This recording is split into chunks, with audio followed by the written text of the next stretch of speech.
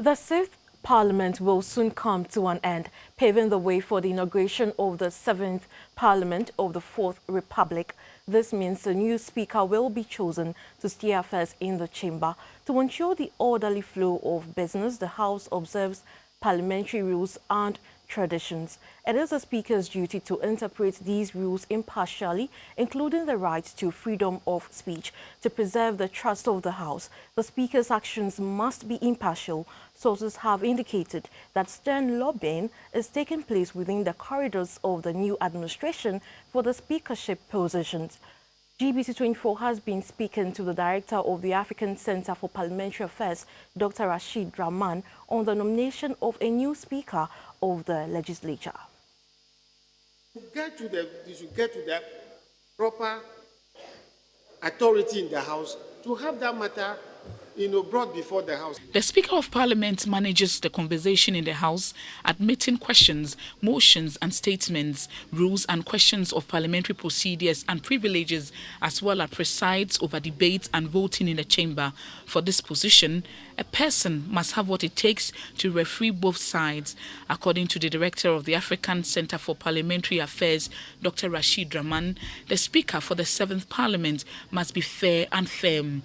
Names like outgoing MP for Sekendi, Papa Owusu Ankoma, former Deputy Speaker Professor Michael Quay, former Attorney General and Minister for Justice Ayukwe Otu are all set to be in the reckoning for the position. I think the list is a good list. I have had the opportunity of working with all of them, but very closely, I think the only one of them that I have worked with is Honorable Papa Owusu Ankoma. Most recently, I sat on a committee that was set up by the Speaker to help Parliament establish the Parliamentary Training Institute. He served on the committee with me. I was their advisor. And, I heard a lot about him from his colleagues and so on in terms of how fair he is, how analytical he is in terms of looking at issues and so on, to the extent that, both sides of the House, I think, value his contribution.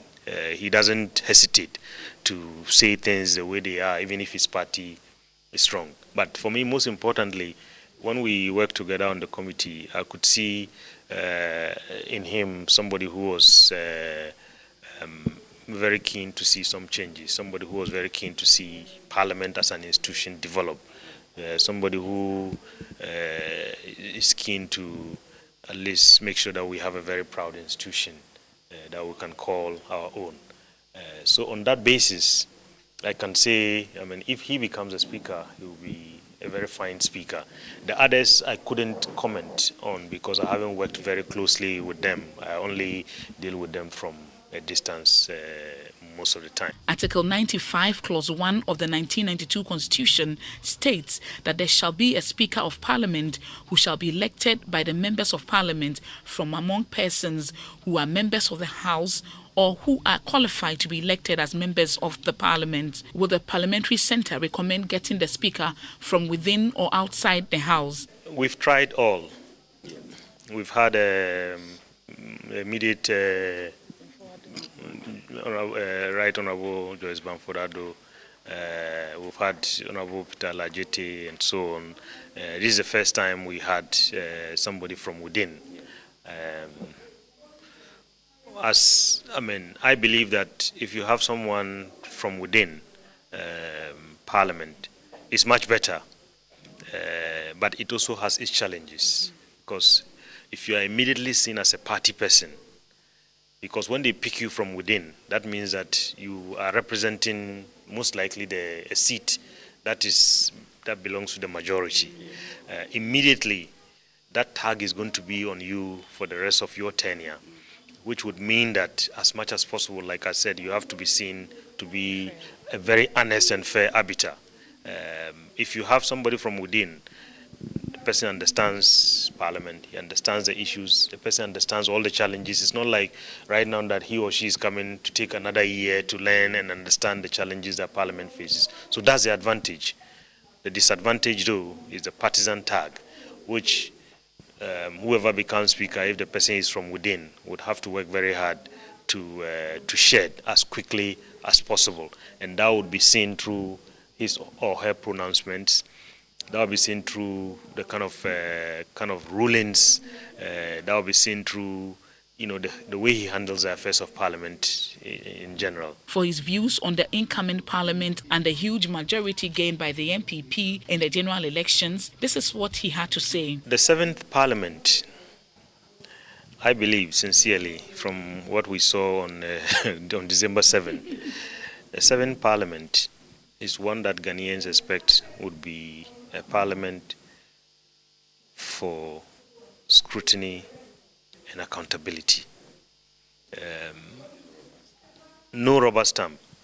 And it should be a parliament that I believe Ghanaians would want to see to be on the side of the people at all times, in terms of the budget that they pass, in terms of the policies that they approve, in terms of the loan agreements that they approve, and so on. I think if we see that, they have a very comfortable majority.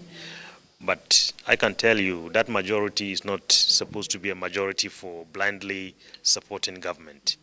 If they do that, I think the same fate that happened to this 6th Parliament would befall the 7th Parliament. Come 7th January next year, the 7th Parliament of the 4th Republic will be inaugurated. Many expect the House to perform its duties in a non-bipartisan manner, building consensus and avoid what is termed rubber stamp culture. 2 deputy speakers will also be nominated, one from the majority caucus and the other from the minority side, and so would outstanding qualities be taken into consideration in choosing the two.